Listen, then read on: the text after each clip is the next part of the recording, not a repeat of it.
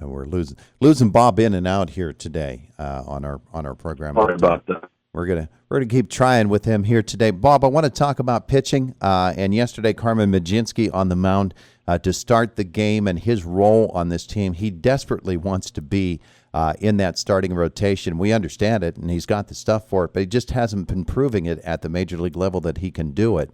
But man, he's one of the example of the power arms and the talent that the Pirates have on the mound this year. It's pretty incredible to start it out. Just to take a look at him on paper, you've got the makings of one of the great pitching staffs in baseball. Yeah, I think that you look at the four guys that are going to be in front of him. There's a lot, there's a lot of power pitching that you're going to see there. That five's it's me, I think. But I think in the number 5 spot, there's at least 4 names you can come up with right now. And Majinski's out of those.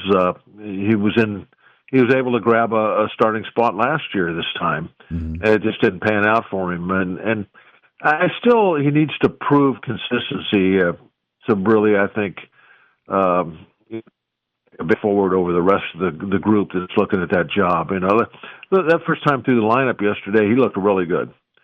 And then the second time through the lineup, he was falling behind in the count. He was leaving some pitches up in the strike zone. The command just wasn't as good for the first and second innings. So he's got to find that consistency because he can be a starter. Even you still have to give him 5. They're probably even looking for 6, to be honest with you. But two good innings, 3 good innings, that's not good enough. And I think that's exactly what we saw from him last year. So he's going to have to get it figured out. I think that split pitch is going to be, if he can get consistent with that, that'll be the big deal for him, because then that'll give him something that he can really use against left-hand hitters. People remember, of course, your career with the Pirates, and maybe sometimes they forget that it took a while for you to get yourself established as a full-time major league starter. And there were some trips to Hawaii, which was a nice place to go if you had to be sent down. Yeah. But there were also some times when you just had to work it out at the major league level on a mound. And for some of these guys, they have to take they have to take their hits, if you will, as they're standing out there on a mound in a major league game. And for you, just as with some of these guys, it's just a matter of learning the big league game, learning the big league hitters, and standing out there and making your statement. And I think there are a bunch of guys on the staff like that. I think you have to learn that it takes more in the major leagues than just having a good arm and making pitches and stuff like that. That consistency that I was talking about with Majinski, and that and being able to duplicate the efforts and have command of your pitches all inning after inning after inning.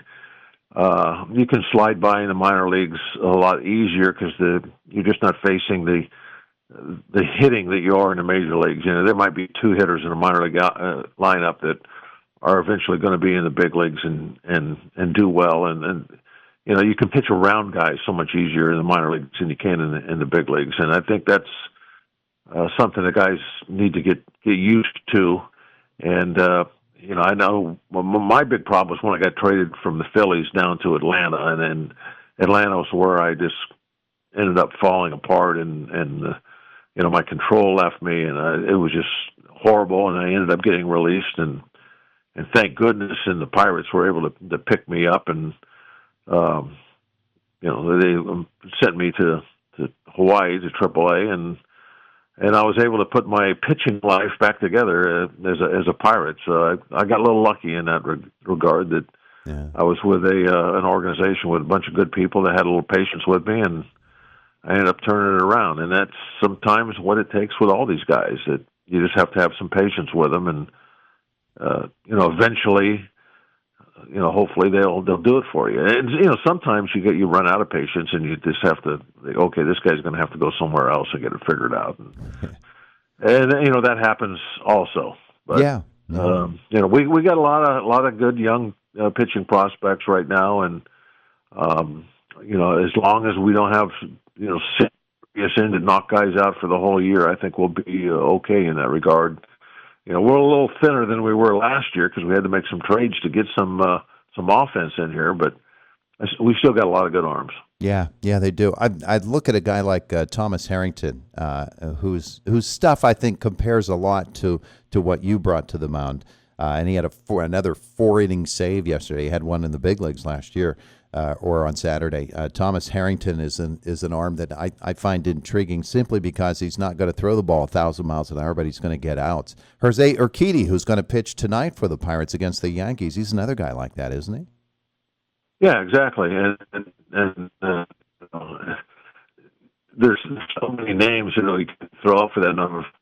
We mentioned Green, who was a great pitcher with the Cleveland Indians, and then run into a lot of health problems over the last, I think, 3 seasons or so. And now it looks like his arm is again. Could he possibly be that guy that Cleveland would pick up? That would be because he was one of the best starting pitchers in the league back in his heyday with the Indians. So, a lot of good stuff going on, and I agree with you. Harrington is somebody to watch. I mean, he doesn't. A lot of people aren't really talking about him too much, but he that fight just as much as anybody else. And Urquidy probably is the guy that got started, required him to be that 5th starter.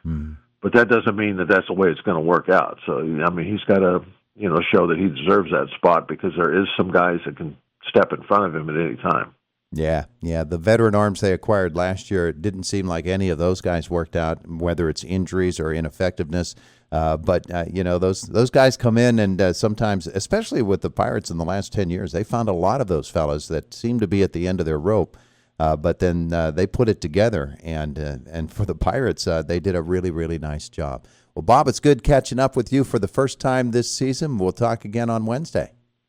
Okay, I'll talk to you Wednesday. There's Bob Walk with us this morning from the Pittsburgh Pirates in Bradenton, Florida, brought to you by A&A Construction. It is Indiana in the Morning, and it's WCCS 101.1 FM, AM 1160, and WCCSradio.com at 22 minutes after 8 o'clock.